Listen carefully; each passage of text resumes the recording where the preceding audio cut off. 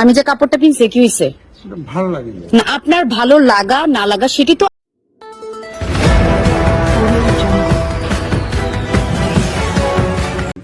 আমি যে কাপড়টা কিনছি কি হইছে? ভালো লাগে না, আপনার ভালো লাগা না লাগা সেটি তো আমার বিষয় নয়, সেটি আমার। আপনি কথা বলবেন না, আপনি এখানে দাঁড়ান। ভিডিও করতেছেন? হ্যাঁ, ভিডিও করছি। আপনি আপনি আমাকে ধরবেন না, আপনি দূরে থাকেন আপা। উনি বলেছে আমার লেবাসটা ভালো না।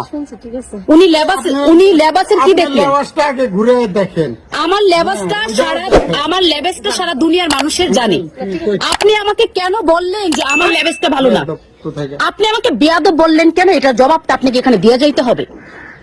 এটার জবাবটা আপনার এখানে দিয়ে যাইতে হবে। কেন আপনি আমাকে বেয়াদব বললেন? কেন আপনার পোশাক নিয়ে আমাকে কথা বললেন? আপনি আমার পোশাক নিয়ে কেন কথা বললেন? সেই অধিকার আপনি এখান থেকে যেতে পারবেন না। আপনি এখান থেকে যেতে পারবেন না। আমি সাবিনা ইয়াসমিন মাধবী, একজন উদ্যোক্তা। প্রতিদিনকার মতোই বাসা থেকে শোরুমের দিকে যাচ্ছিলাম। আমি হেঁটে যাচ্ছি, আমার পাশ দিয়ে একজন বয়স্ক লোক, যার বয়স 60 থেকে 65 বছর হবে, তিনি সাইকেল চালিয়ে যাচ্ছিলেন। হঠাৎ করে তিনি আমাকে দেখে সাইকেল থামায়, জিজ্ঞেস করে, এই মেয়ে, তোমার বাড়ি কোথায়? তো তিনি এমন ভাবে বলছিলেন, আমি খুব অবাক হয়ে বলছিলাম যে আমার বাড়ি কোথায় আপনি জেনে কি করবেন? তিনি বললেন, তোমার লেবাস ভালো না, তোমার পোশাক ভালো না। আমি বললাম, আমার পোশাক আপনাকে কি করেছে? আপনি আপনার রাস্তা দিয়ে যাচ্ছেন, আমি রাস্তা দিয়ে যাচ্ছি, এখানে আপনি কেন আমার পোশাক নিয়ে কথা বলবেন? তখন তিনি এক পর্যায়ে আমাকে বলে, বেয়াদব মেয়ে। পরবর্তীতে যখন তিনি আমাকে বেয়াদব মেয়ে বলে চলে যাচ্ছিল, আমি তখন ওনাকে চলে যেতে দিচ্ছিলাম না।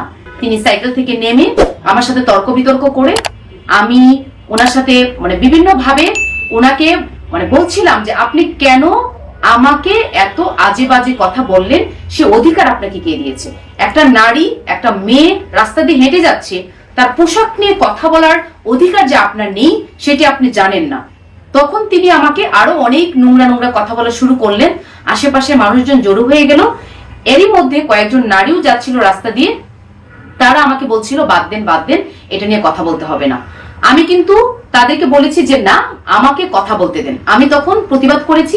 এক পর্যায়ে ওই লোক ক্ষমা চায় এবং তার পরিবারের লোকজনও চলে আসে, তারাও আমার কাছে ক্ষমা চায়। তার পরবর্তীতে আমি ক্ষমা করে দেই, বা আমি যেহেতু সে ভুল বুঝতে পেরেছে বা যেহেতু সে নত স্বীকার করেছে, তখন আমি আসলে সেখান থেকে চলে আসি। তো আমি বলবো যে আমাদের সমাজ ব্যবস্থা এমন একটা জায়গায় দাঁড়িয়েছে যে নারীরা স্বাভাবিকভাবে জীবনযাপন চলাফেরা করতে পারে না। শুধুমাত্র তাদের মধ্যে একটাই ভয় যে আমাকে চুল নিয়ে, আমার চুল নিয়ে কথা বলবে, আমার কাপড় নিয়ে কথা বলবে, আমার গায়ের রং নিয়ে কথা বলবে।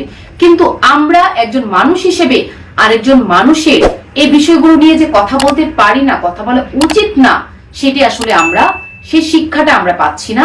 সেই শিক্ষাটা আসলে আমরা ছোটবেলা থেকে আমাদের মধ্যে সেটা আসলে।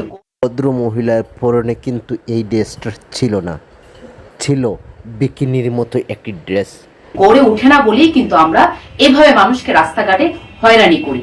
সো আমি বলবো, যাদের সাথে এই ধরনের ঘটনা ঘটবে, সবাই সবার নিজ নিজ জায়গা থেকে প্রতিবাদ করবেন। প্রয়োজনে আপনারা আইনগত সাহায্য নেবেন, 999-এ ফোন করে পুলিশের সহায়তা নেবেন এবং তাদের বিরুদ্ধে যারা আপনাকে